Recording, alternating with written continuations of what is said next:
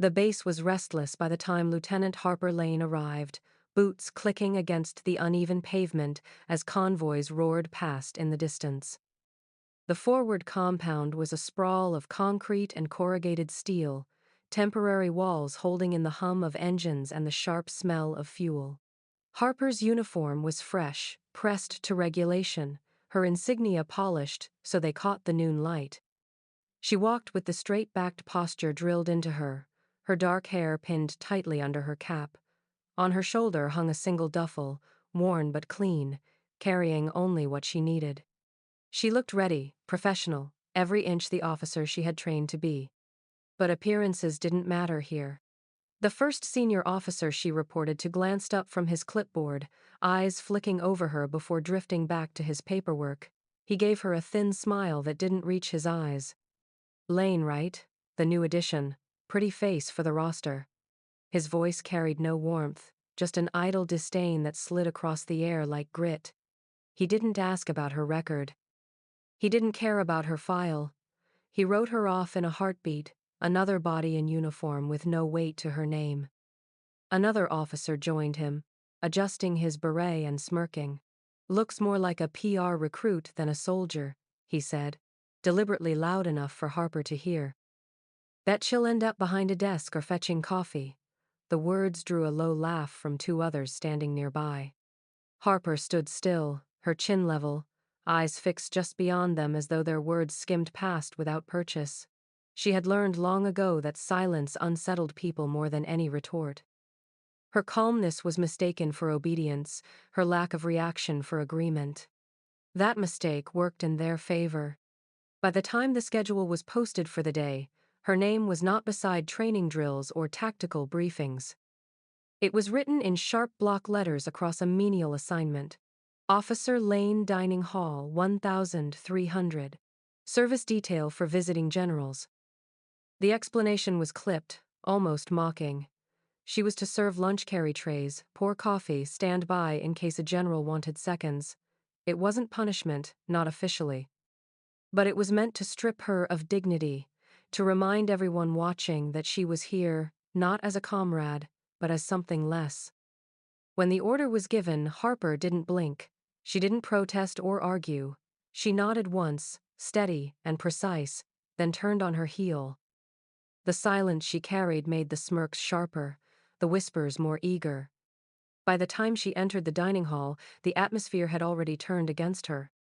The room was long and sterile, lit by buzzing fluorescent lights, the air thick with the smell of reheated rations and industrial coffee. Tables were laid out for the generals, a white cloth stretched thin over steel frames, silver cutlery catching the glare. Around the edges, officers lingered, watching, some too casual in their stance, their laughter quiet but cutting. Harper moved among them with a tray balanced on her arm. Her steps soundless, precise. To them, she wasn't an officer. She was a waitress in uniform. The comments came like stones thrown into still water. Careful, Lane. Don't spill on the general's shoes. Of. Bet she practiced balancing trays instead of marksmanship. Hope she brought an apron, wouldn't want to stain that nice jacket. The words dripped with amusement, but behind the humor was something sharper, something meant to break her down in front of witnesses.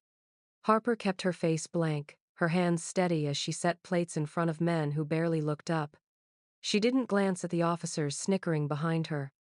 She didn't correct them, didn't let her breathing change. She poured water, straightened silver, and moved on. And though her silence looked like surrender, the steadiness in her step told another story, one none of them were ready to hear. The dining hall hummed with the low murmur of conversation, the scrape of chairs against the floor, the clatter of utensils against metal trays. Generals sat in a neat row at the head table, their uniforms sharp, their voices clipped as they discussed troop movements and logistics between bites of food. The room smelled faintly of coffee and overcooked meat, but beneath it was the sharper odor of rank, the air of men accustomed to being served without question. Harper moved quietly between them, her tray balanced carefully, her movements measured. She placed steaming plates in front of the generals, refilled glasses, shifted cutlery ever so slightly so it aligned with the edge of the table.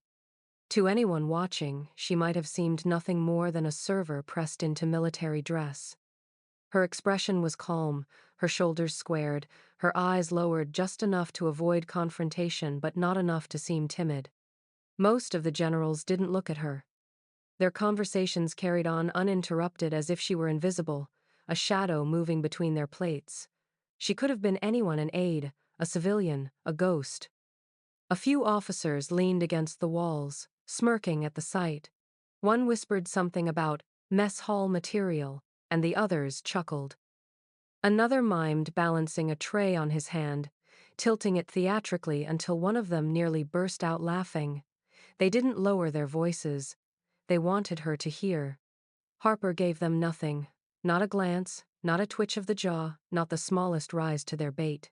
She set down a tray with practiced ease, turned smoothly, and made her way back for the next round of coffee. It was then, as she leaned slightly to pour into a general's cup, that her jacket shifted. The light above caught on something small, metallic, and out of place. A glint, quick as a heartbeat, but unmistakable to anyone who knew what to look for. At the far end of the table sat an older general, his hair silvered, his posture still rigid from decades in uniform. His eyes, sharp despite his age, caught the reflection. For the briefest moment, his breath hitched. There, pinned with discreet precision above her left breast pocket, partly hidden by her jacket flap, was the five-pointed star of silver. Not a token. Not decoration. A silver star. He knew what it meant. Valor under fire. Gallantry in action against an enemy. No one wore it lightly. His fork hovered above his plate, forgotten. He didn't speak, didn't draw attention to what he'd seen. Instead, he leaned back in his chair, his gaze fixed not on the meal before him but on the young woman moving with quiet discipline between his peers. He noted the way she carried the tray, not with the awkwardness of someone untrained, but with balance, awareness, economy of motion. He noted the steadiness in her hands, the way her eyes tracked the room even as her face remained impassive. Every detail, every movement, spoke of someone who had lived through more than these officers laughing at her could imagine. The hall went on around him, the laughter, the chatter, the dismissive tones of men who saw nothing beyond the surface. But the older general felt the weight of that glint of silver like a stone in his chest.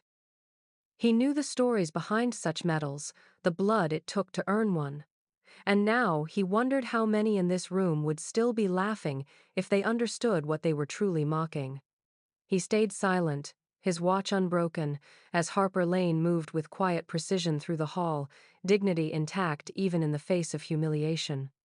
The clatter of silverware faded into the lull of conversation as the last trays were cleared. The generals leaned back in their chairs, adjusting their belts, murmuring to each other about the next briefing. Harper stacked plates at the far end of the hall, her movements steady, her face a mask of composure. To most, she was still background noise, someone to move dishes and refill glasses. But the old general had not taken his eyes off her. He had watched the way she carried herself, the precision of her movements, the absence of any wasted gesture. More than that, he hadn't forgotten the gleam of silver beneath her jacket. At first he had told himself it might have been a trick of the light, some stray piece of polished brass. But when she leaned forward again, setting a tray on the counter, the metal caught the light once more. Clear. Undeniable. He placed both hands on the table and pushed himself to his feet. The scrape of his chair against the floor cut through the room like a knife.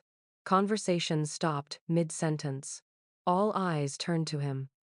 He didn't look at the other generals. He didn't glance at the younger officers still smirking in their corners. His gaze went straight to Harper.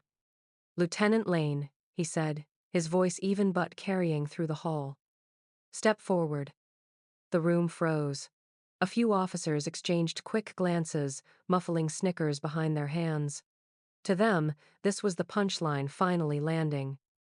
The young recruit who'd spent lunch playing Waitress was about to be dressed down, maybe humiliated further. Harper set down the tray she was holding and walked forward, her steps unhurried, her chin level. She stopped a few paces from the table.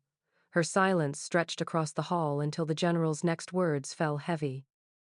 "That medal on your chest," he said, his voice neither accusing nor soft. "Tell this room how you earned it." The smirks bloomed into quiet laughter. One officer coughed out. "Inherited it from Grandpa, no doubt." Another leaned toward his buddy, whispering loud enough to be heard. "Bet she bought it off a surplus site." But Harper's eyes never left the general. She didn't glance at the whispers, didn't acknowledge the chuckles that skittered across the room. She drew a quiet breath, and when she spoke, her voice was clipped, steady, almost surgical in its lack of emotion. "Afghanistan," she said. "Patrol ambushed in a valley, comms cut. Enemy fire pinned us down. Unit commander killed in the first minutes. We were outnumbered 4-1. Her tone did not waver, no theatrics, no embellishment, just fact. "I took position on the ridge, held it for 9 hours, kept their fire off the wounded until evac arrived. 23 men made it out alive." The laughter stopped.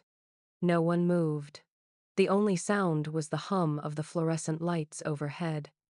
Harper's words hung there, spare and sharp, cutting through the last of the mockery. She did not offer more. She didn't explain what it cost, what it felt like to bleed the hours out on a ridge while smoke and fire chewed the valley below. She didn't need to. The generals at the table exchanged looks, the weight of what they had just heard sinking in. A few of the younger officers shifted uneasily, their earlier bravado dissolving into silence. Her commanding officer, red creeping up his neck, barked a laugh that sounded brittle.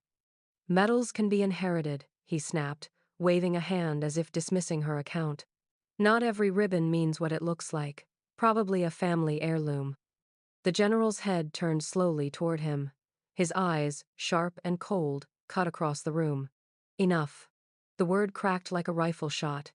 "That's not how this medal is earned, and you know it." Silence followed, heavy and suffocating. The commanding officer's mouth shut, his face flushing as if the ground itself had shifted under him. The old general looked back at Harper. His gaze was steady, not pitying, not patronizing. Just a recognition that could not be undone. Around them, the room's balance had shifted. Where there had been laughter, there was now unease. Where there had been ridicule, there was now shame. And Harper stood there, hands loose at her sides, eyes calm, not asking for respect, not demanding it, just letting the truth speak louder than any defense ever could. The dining hall had gone still, the air dense as though the walls themselves were listening. Harper Lane stood at the front of the room, her face unreadable, her posture unbending. The story she had spoken, no more than a handful of clipped sentences, lingered in the silence, like smoke after a blast. No one laughed now. The weight of her words pressed down on every man and woman in the room, each of them replaying the casual jeers they had thrown her way only minutes earlier. Then the scrape of a chair split the stillness. The old general rose to his feet, shoulders squared, eyes locked on Harper. He didn't hurry, didn't shout. He simply stood tall, the authority of decades in his posture, and brought his hand sharply to his brow in salute. The sound of his voice, when it came, carried like a command over the assembled ranks. "This officer," he said, his tone crisp and steady, "has seen more combat than half the men here combined. Treat her with the respect she has earned." The words landed like a strike. A ripple went through the hall, every officer present stiffening instinctively under the general's authority. His salute held firm, unwavering, until Harper returned it, her motion clean, unembellished, a soldier acknowledging another. Around them, the younger officers shifted on their feet. The ones who had laughed the loudest now stared down at the floor, boots scuffing against the tile. Shame burned red across their cheeks, though none dared speak. The mocking confidence that had filled the room earlier drained away, leaving only silence and the weight of their own foolishness. The commanding officer who had dismissed her so easily, sat rigid in his chair, his jaw tight, his hands curled into fists on the table. He looked like a man who had been caught in the glare of truth with nowhere to run. For the first time since Harper arrived, he had nothing to say. But Harper didn't gloat. She didn't bask in the reversal or take advantage of the moment to cut them down with words. She moved with the same measured calm she had shown all along. Quietly, she bent to gather the last of the empty trays from the general's table. Her hands were steady, her step smooth, her face unchanged. She stacked the dishes neatly at the counter, the soft clink of porcelain the only sound in the hall. When the task was done, she adjusted her jacket, the faint gleam of the silver star flashing as the fabric shifted.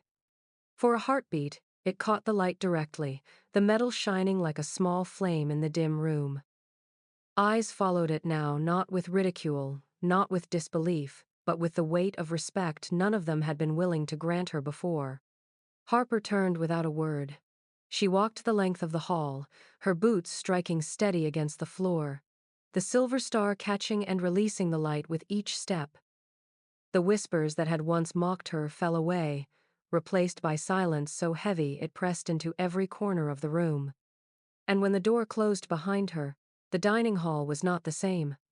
The laughter had died, the smirks had vanished, and in their place lingered the sting of recognition. They would not forget the sight of her, an officer who had carried herself with quiet dignity while their own arrogance crumbled. Harper Lane didn't need to prove anything more. She walked out carrying only her silence, and the truth she had lived was enough.